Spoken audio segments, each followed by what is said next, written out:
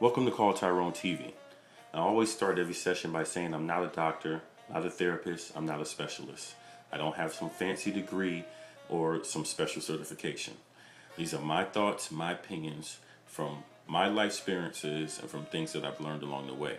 So you have two choices after listening to me. You can take what I've said, think on it a little deeper, or you can never listen to me again. Either way, I'm happy. My goal is to make people think a little more, help them smile, help them have some fun, and maybe help them in their life along the way. So again, welcome to Call Tyrone TV. Welcome to my mind. So today I'm going to kind of continue on a part 3 of my sessions on couples and relationships. There's so much more again that I can get into when it comes to this, but we'll see what we can get in. So what I want to kind of go into today is some other things that you kind of need to make the relationship successful. One of the first things is don't believe a lot of the stereotypes about men and women. Although some of them maybe be applicable to most, not everybody falls into them categories like, all men are dogs, all women are gold diggers, a man should always make more than his woman, women should always have to cook.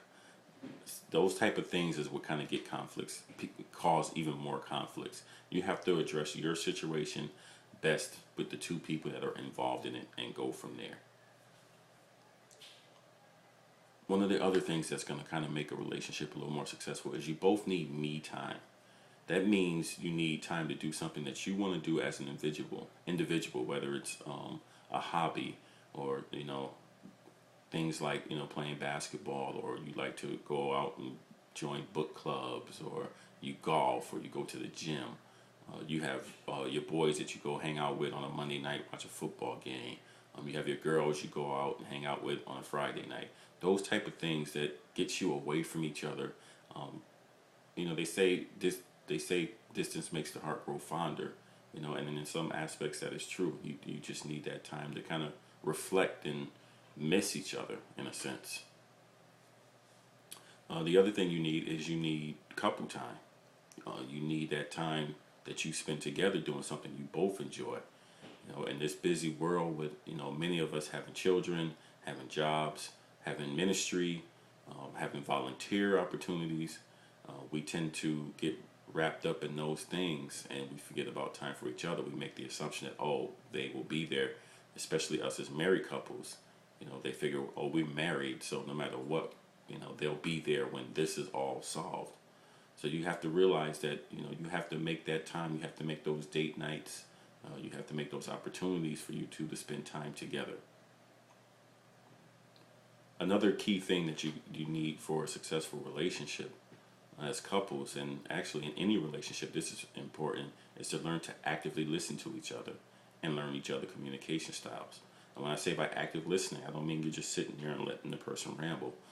You actually hearing what they're saying, you're giving them an opportunity to get their voice heard, and then you're actually responding and letting them know that you heard their voice. Now, that doesn't mean that you're agreeing with everything, but it means you're giving them an opportunity to truly express themselves, and for areas where you can correct or make a decision or make a change, that you try and make that effort.